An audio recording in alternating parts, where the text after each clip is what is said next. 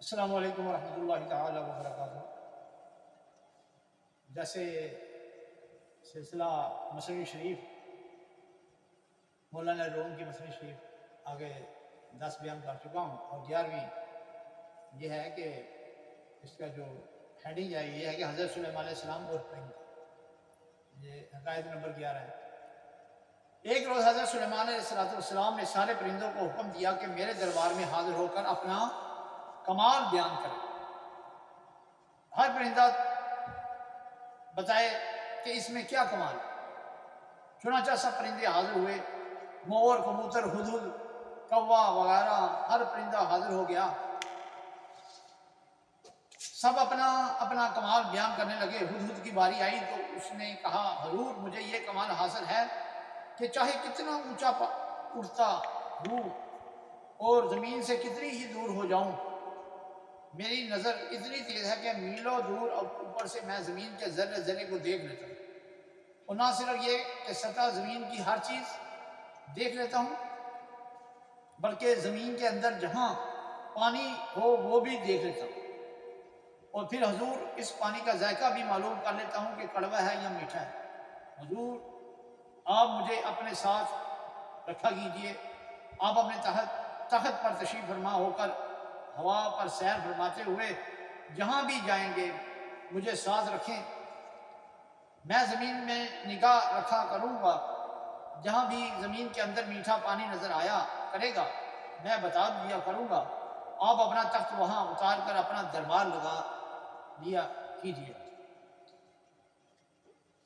اس کا یہ کمال سن کر بہت خوش ہوئے اور فرمایا، ہم نے تمہیں اپنے ساتھ رہنے کی اجازت دی۔ کوا ہدہد کا یہ کمال اور اس کی عزت افزائی سن کر حسد کے مارے جل بھن گیا۔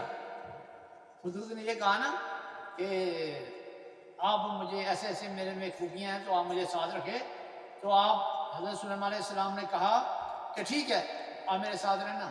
تو کوے کو نا حسد آیا، کوے کو تکلیف ہو گئی اندر سے، اس کو خرابی، جیسے آج کل ہمارے مسلمانوں کے کافروں کے دلوں میں تو ہے ہی ہے نا، یہودیوں کے دلوں میں ہے ہی نا، مسلمانوں کے دلوں میں بھی یہ ہے حسد کی بیماری کہ اگر کسی کو اللہ عزت دیتا ہے نا یا کوئی اچھا کام کر رہا ہوتا ہے تو ہم اس کو نہیں کرنے دیتے، دل میں مثلا کہ اس کے یہ مثلا کہ جلتے ہیں، دکڑتے ہیں۔ ہاں جی، ایک میری جل بھن گیا اور کہنے لگا، حضور ایک میری عرض بھی سن لیجیے۔ ہدہد نے بالکل جھوٹ بولا ہے، اس میں ہرگز یہ کمال نہیں ہے جو اس نے بیان کیا۔ اتنی دور آسمان پر اڑتے ہوئے اگر یہ زمین کی سطح کی چیزیں بلکہ زمین کے اندر کی چیزیں بھی دیکھ سکتا ہوتا تو شکاری کے جال میں کبھی نہ پھنستا۔ جال کے اندر جو دانہ پڑا ہوتا ہے اس کو کھانے کے لیے کود پڑتا ہے اور جال اسے نظر ہی نہیں آتا۔ اگر اتنا ہی باکمال ہوتا تو اسے دانے کے ساتھ جال میں بھی نظر آ جائے گا، جال بھی نظر آ جاتا کہ دانہ اگر اس میں نظر آتا ہے نا جال بھی نظر آ جاتا۔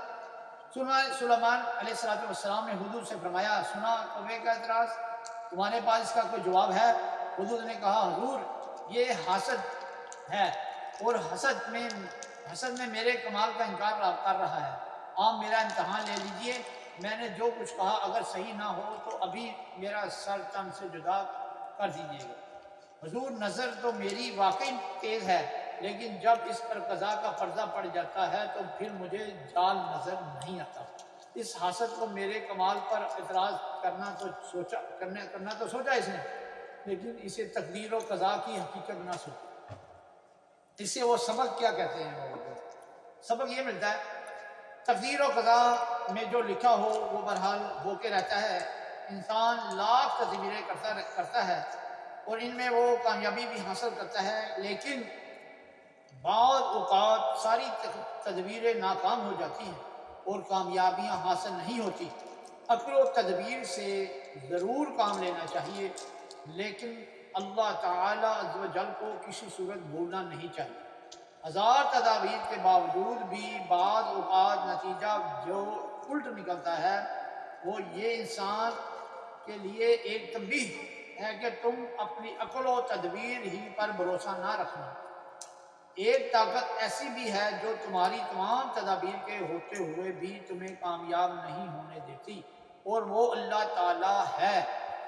دیکھیے آج ہوائی جہاز کے، ریلوے کے اور بسوں کے جو حادثے ہوتے ہیں، حالانکہ ہوائی جہازوں، بحری جہازوں، ریلووں کے اس ترقی کے دور میں اتنے اعلیٰ اور مکمل انتظامات ہیں تاکہ کوئی حادثہ نہ ہونے پائے، باوجود ان مکمل تدابیر کے پھر بھی جو حادثے واقع ہو جاتے ہیں، بحری جہاز ڈوب جاتے ہیں، ہوائی جہاز گر پڑتے ہیں، ریلوں کی ٹکریں ہو جاتی ہیں، یہ سب باتیں اس بات کی دلیل ہیں کہ ایک ہستی سب سے بلند و بالا ہے اور سب سے بڑی طاقت والی بھی ہے، جو ان تدابیر کے ہوتے ہوئے بھی جو چاہے کر سکتی ہے۔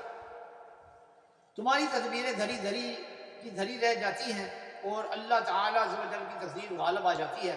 اس لیے اللہ تعالیٰ عز و جل نے فرمایا کہ کسی سواری پر بھی بیٹھو تو مجھے مت بھولو، اور یہ پڑھ لیا کرو سبحان الذی سخر لنا ھذا وما كنا له مقرنین وإنا إلی ربنا لمنقلبون۔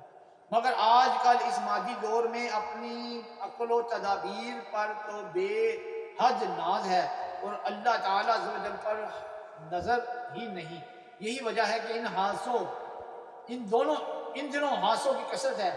ان دانشوروں کی عقلوں پر آج کچھ ایسے پردے پڑ گئے ہیں کہ مغربی تہذیب کے جال میں انہیں ترقی کا دانہ تو نظر آ گیا، مگر وہ جال نظر نہ آیا جس میں یہ پھنس کر الہار کی چھری سے ذبح کر دیے جاتے ہیں۔ جیسے کہ یہ مغربی لوگ ہیں نا، یہ کافر لوگ، قرآن پاک کی نص ہے کہ یہ جو یہود و نصارہ ہے نا، یہ کافر لوگ آپ کے دوست نہیں ہو سکتے، ہاں جی، یہ آپ کے خیر خواہ نہیں ہو سکتے۔ یہ ہمیں دیکھو نا خیر خواہی نظر آتی دیکھنے کو کہ واقعی یار نہیں یار یہ میرے ڈونیٹ کر رہے ہیں، یہ ہمیں پولیو کے قطرے دے رہے ہیں، یہ ہمیں اس کے فلانے قطرے دے رہے ہیں، یہ ہمیں بڑے دے رہے ہیں، فلانا کر رہے ہیں، مگر میرے رب کا قرآن کہتا ہے یہ ہمارے خیر خواہ نہیں ہے۔ دیکھو نا کہیں بھی ہو رہا ہے ظلم، ہو رہا ہے مسلمانوں پہ ہو رہا ہے، کافروں پہ کیوں نہیں ہوتا؟ مجھے یہ بتائیں، کافر ایک دوسرے پہ حملہ کیوں نہیں کرتے؟ مسلمانوں ہی کیوں ٹارگٹ کر رہا آپ میں فلانی جگہ ڈباری جہاں چچنیاں، اب فلسطین ہو گیا، جہاں جہاں بھی مسلمانوں کے خطے پہ ہو رہا ہے، کیوں نہیں آپس میں کرتے یہ؟ کیوں کہ آپس میں دوست ہیں وہ، ٹھیک ہے نا؟ ہاں، مگر ہم مسلمان آپس میں دوست ہیں، تو اس لیے ہمیں بھی دیکھنا چاہیے کہ ہمیں بھی ان کے یہ پیسوں پوسوں پہ ناز نہیں کرنا چاہیے۔ ہمیں ادھار دے رہے ہیں تو پتہ نہیں ہم اس وجہ سے بچے ہیں، نہیں، ہم اپنے رب کے فضل سے بچے ہوئے ہیں، اس کے حبیب کے نظر عنایت سے بچے، ان کی آل کے صدقے، ان کے صحابہ کے صدقے، ولیوں کے صدقے بچے ہوئے ہیں، اپنے ماں باپ کے اچھے لوگ جو حلالی علماء، حلالی پیر ہیں، ان کے وسیلے سے ہم بچے ہوئے ہیں، ورنہ ہمارے میں اتنا کوئی کمال نہیں ہے کہ اللہ تعالیٰ ہمیں ان جو ہیں جو ہمارے خلاف چلتے ہیں ان سے دور رہنے کی توفیق، نظریں کھول کے رکھنے کی توفیق عطا فرمائے، اور ہمارے حکمرانوں کو، ٹھیک ہے جی، اور ہمیں جلدی یہ جو قرضہ جو ہمارے حکمرانوں نے ہمارے کو مسلط کیا ہے، اللہ تعالیٰ ہمیں جلدی اس قرضے کو غیب کے خزانوں سے، یا اللہ مسلمان کوئی حکمران ایسا پیدا ہو جائے کہ وہ جو قرضہ اتار دے، تو باقی پھر ساری زندگی ہمیں ان سے دور، اس قرضوں سے، ان کے قرضوں سے، ان کی محتاجیوں سے دور رہنے کی توفیق عطا فرمائے۔ تو پھر آگے میں جو عرض کر رہا تھا، یہ بھی معلوم ہوا کہ کوا ایک حاسد جانور ہے، یہ کسی صاحب کمال کا کمال سن کر جلد بھول جاتا ہے۔ اسی طرح جو لوگ انبیاء کرام علیہ السلام اور اولیاء کرام کے کمالات سن کر جلد بھول جاتے ہیں، وہ بھی گویا کوے ہی ہیں۔ کوے کا جسم اگر سیاہ ہوتا ہے تو ان کا دل سیاہ ہو جاتا ہے، جو ہے نا کوا جلتا ہے نا تو اس کا جسم کالا ہے، تو اگر انسان جلتا ہے تو اس کا دل سیاہ ہو جاتا ہے۔ اور ایسے لوگ کوا کھانے کو ثواب بھی بتاتے ہیں۔ یہ بھی معلوم ہوا کہ میلوں دور سے سطح زمین، بلکہ زمین کے اندر کی چیزوں کو حدود کا دیکھ لینا کوے نے نہیں مانا، لیکن اللہ کے پیغمبر، اللہ عز و جل کے پیغمبر سلیمان علیہ السلام نے مان لیا۔ اب بھی اللہ والوں کے علم و نظر کا اعتراف نہ کرنا کوا پن ہے، اور ان کی وسعت اور نظر و علم کو مان لینا خدا کے پیغمبر کی اتباع ہے۔ چھوڑ دے نادانی اور فرزانہ بن، چھوڑ دے نادانی اور فرزانہ بن، مان علم مصطفیٰ کوا نہ بن، مان علم مصطفیٰ صلی اللہ علیہ وسلم کوا نہ بن۔ تو اس لیے ہمیں یہ ظاہری چیزوں سے بچنا چاہیے، اور اپنا اللہ کی ذات بے نیاز ہے، اللہ نے ہی سارا کچھ کرنا ہے. یہ جہاز جو مرضی کر لو، چاند پہ چلے جاؤ جی، چاند پہ چلے گئے، چاند پہ کیوں یار، چاند کیا جانے کی ضرورت کیا ہے؟ ہاں جی چاند ہے پر ٹھیک ہے، اللہ تعالیٰ نظام چلا رہا ہے. اب اپنے معاملات آخر الذی خلق الموت والحیات لیبلوکم ایکم احسن عملا، کہ اللہ تعالیٰ فرماتا ہے میں نے زندگی اور موت کو اس لیے پیدا کیا ہے کہ دیکھتا ہوں اچھے عمل کو. تو اللہ تعالیٰ ہمیں بھی اور آپ سب مسلمانوں کو اس پہ عمل کرنے کی توفیق عطا فرمائے. السلام علیکم ورحمۃ اللہ تعالیٰ وبرکاتہ.